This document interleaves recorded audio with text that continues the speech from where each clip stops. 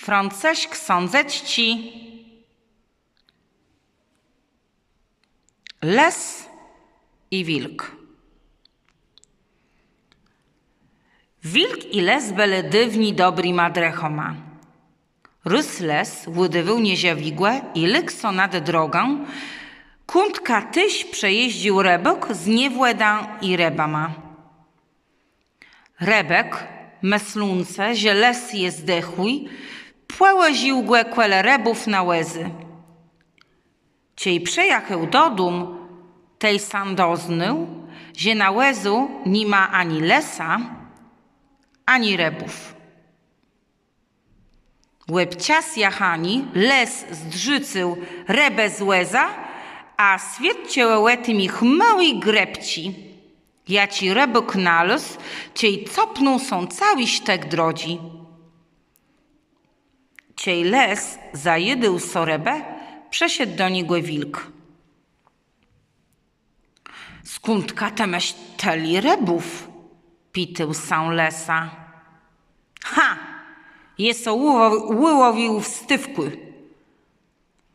A jakżeś to sam robi? Dopitywał wilk. Płej lesa za mną, to co płeky zią? Śletej do jezora, dzejś bełe wecąty, przerąble łednie włedy.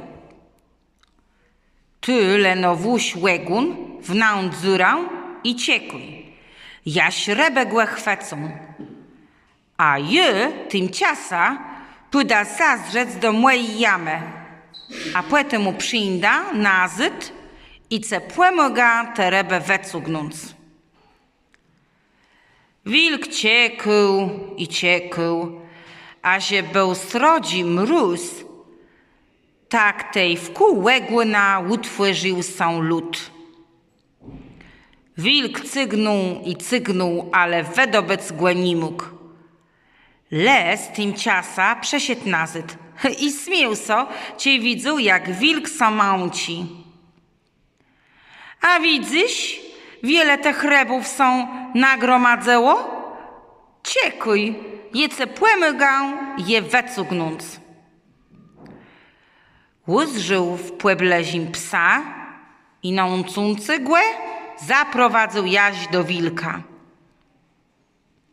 Sumucek, a wilk napadły przez psa, tak so siarpnął, że jasso łegun wyrwył. I tak skończyła się to dresztwo.